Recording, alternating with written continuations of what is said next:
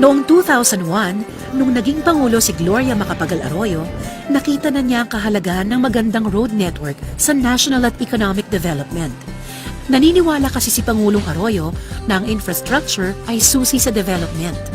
Kaya, ginawa niyang pundasyon ng administrasyon ang infrastructure program. Maraming road network sa Luzon, Visayas at Mindanao. Inatasan ng Pangulo ang Department of Public Works and Highways na umpisahan at tapusin ang kanyang mga priority road projects.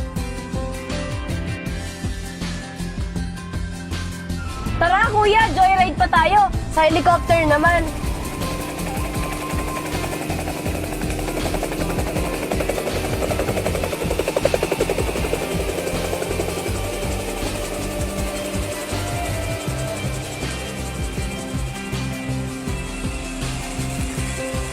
Anong nakikita mo ngayon? Mga bagong highways. Para mga laruan ko lang ang masasakyan.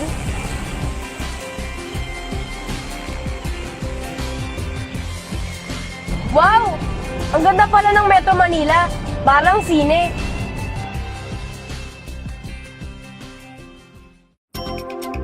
Nakakalula talaga ang dami at ganda ng mga daan.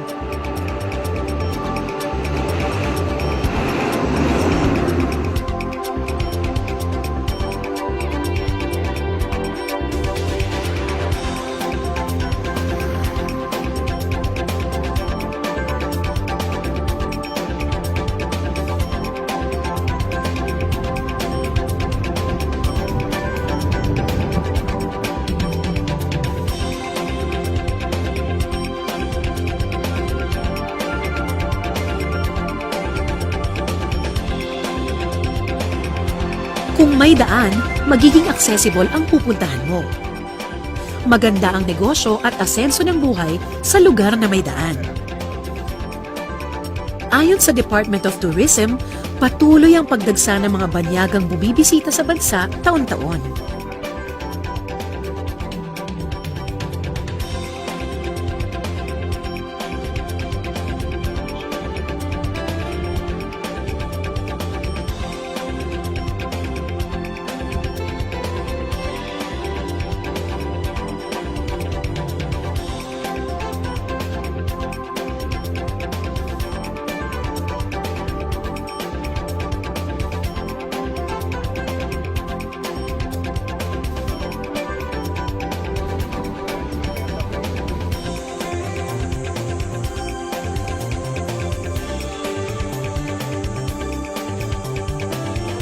Decided to visit Bohol because parang matagal na kami, lumaki na kami sa Pilipinas and all, pero never pa namin na-visit siya as in yung buong Pilipinas talaga. Yun ang number one na namin, ang observation. Sobrang ganda ng daan. Beautiful place, sun, sea, beautiful. Sa akong naobserbaran karon, nagkadaghan among guest, dumikan sa usana ni nga dalan nga gihatag sa DPWH nga maayo kayong alagad nila. Kapag may nagagawang daan, ang mga liblib na munisipalidad ay nagiging accessible. Nagkakaroon ng new markets at new sources of labor. Kaya dumarami ang mga business opportunities. Marami rin ang mga bagong factories at industrial at economic zones na itinayo.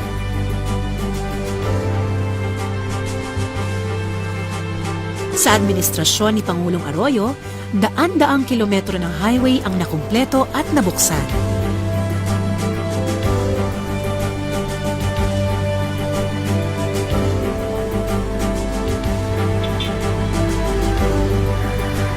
This project was conceived and was completed during this administration to minimize or to mitigate the traffic congestions inside Metro Manila by diverting vehicles coming from the north into Mindanao Avenue towards C5 and SLEX and Coastal Road. With this, the vehicles going inside the major thoroughfares of Metro Manila will be lessened. Compared to other administration, this administration has completed massive road construction for the three major islands, namely Luzon, Visayas, and Mindanao. Especially in Mindanao, because in Mindanao, there are areas where the accessibility was a problem. Now, these areas are already reachable by land transportation. Ikaw naman, kuya. Ano nakikita mo? Ang nakikita ko ay isang maunlad na bayan.